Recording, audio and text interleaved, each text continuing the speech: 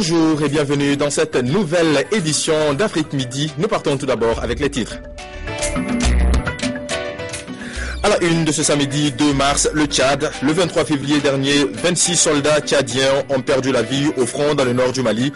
Hier, une cérémonie funèbre en leur honneur a été organisée sur la base aérienne de Djamena.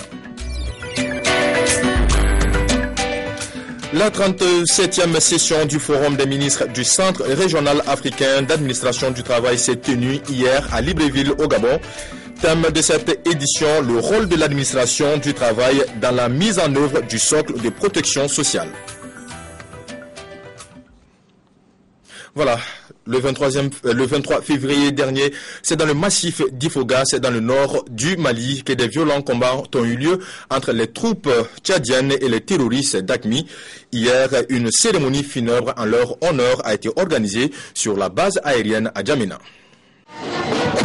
Vendredi, obsèques nationales à Djamena pour les 26 soldats tchadiens tombés au combat le 22 février dernier. La cérémonie est retransmise à la télévision nationale. Le président Idriss Déby reçoit les condoléances des corps constitués. C'est là qu'il prend la parole. Nos soldats, c'est eux qui ont abattu les deux grands chefs des djihadistes installés dans le nord du Mali, Abou Zaïd et Aqra. Ce sont vos soldats qui ont libéré Kidal. C'est la première déclaration officielle sur la mort d'Abdelhamid Abou Zaïd, l'un des chefs d'Al-Qaïda au Maghreb islamique les plus influents. Mais depuis jeudi, l'information circulait avec insistance, notamment en Algérie. Dans un flash spécial, la télévision El Amar affirme alors qu'il a été éliminé. La presse algérienne avance que des tests ADN sont en cours sur la famille du haut responsable d'AQMI pour tenter d'identifier son corps. En France, le journal Le Monde dit confirmer l'information en citant des sources militaires jugées fiables. Pourtant, aucun officiel, que ce soit en France, au Mali ou au Maghreb, n'a confirmé ces informations. Nouvelle violence ethnique en Guinée-Conakry, elle dure depuis mercredi et a déjà fait 2 morts et une centaine de blessés. Hier, des heurts entre Malinké et Peul ont éclaté dans le quartier de Matoto à Conakry. Plusieurs autres quartiers sont aussi touchés. Alpha Condé, le président, lance un appel au calme. Les gaz lacrymogènes des policiers ne suffisent pas à les disperser. Ce vendredi, peu après la prière, des groupes de jeunes malinqués sont pris aux commerçants Peul du marché du quartier de Matoto. Certains ont été attaqués à coups de pierre. La situation est tendue. Ce matin, on est venu sortir nos marchandises du magasin, mais la police nous a dit de ne pas le faire.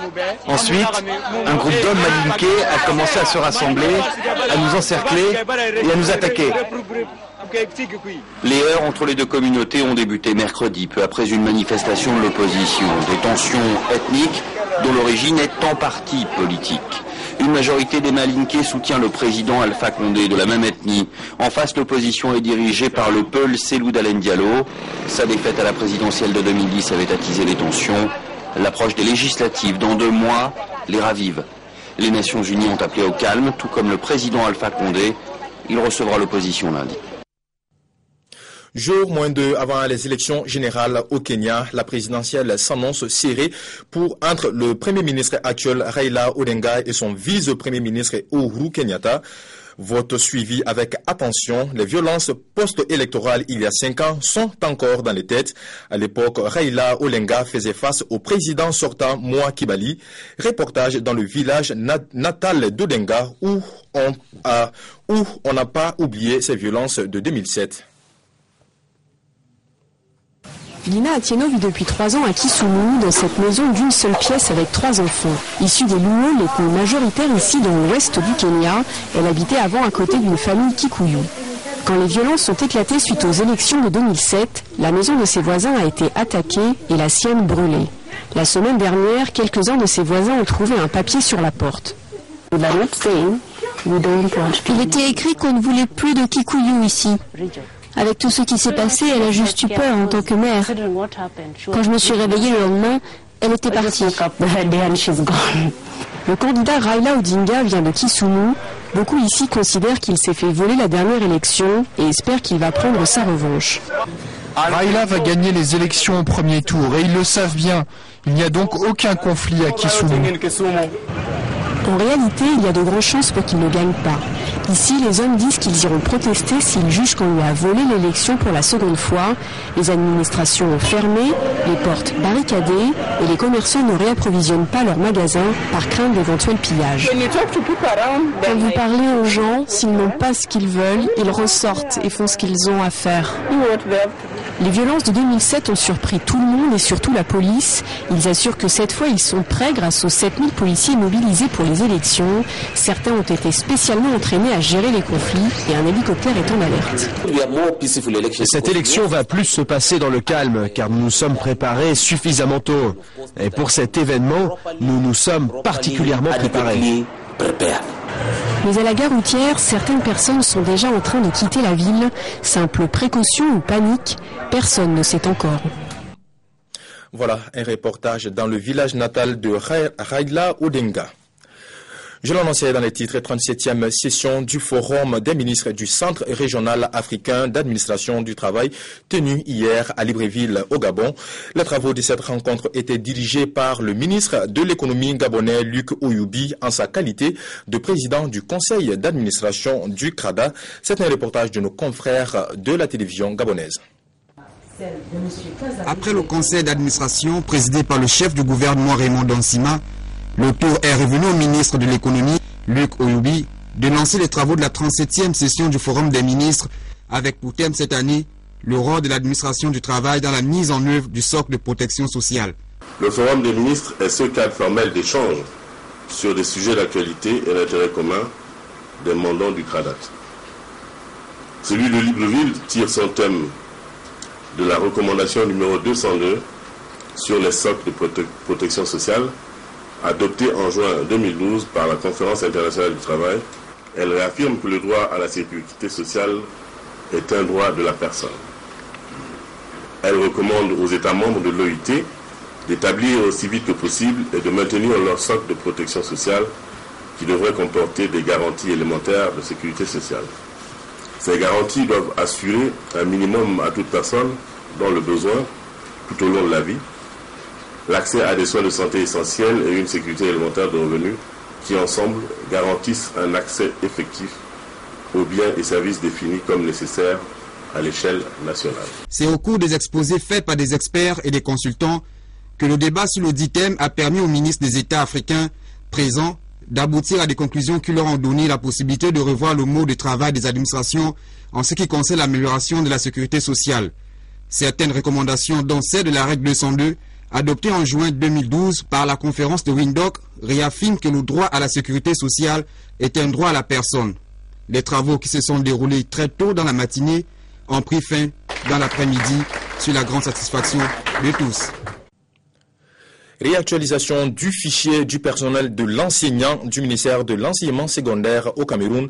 Il s'agit du fichier qui a pour objectif principal d'identifier les postes de travail des enseignants et de savoir quel enseignant est affecté où et avec quel diplôme. Reportage Serge Atahana Bino, CRTV Cameroun. D'aucuns le prennent pour une mauvaise interprétation d'une instruction, mais on se connaît. Les yeux dans les yeux, ces proviseurs fuient tout simplement les problèmes. Ceux qui, plutôt que de contrôler et assumer eux-mêmes l'authenticité des renseignements fournis par leur staff, choisissent de dire aux enseignants de venir déposer leur diplôme, attendant que le ministre envoie des émissaires pour le contrôle et la vérification. Imaginez le Capharnaüm. Les enseignants sont les plus nombreux à la fonction publique camerounaise. Ça ne pouvait que coincer. Puisque nous avons été confrontés à un certain nombre de récriminations de la part des enseignants qui s'inquiétaient de la direction que prendraient ces pièces dont l'importance n'échappe à personne. Comment en est-on arrivé là? À confondre toilettage et actualisation d'un fichier avec un recensement en bonne et due forme. Nous sommes en train de réactualiser les fichiers à notre disposition.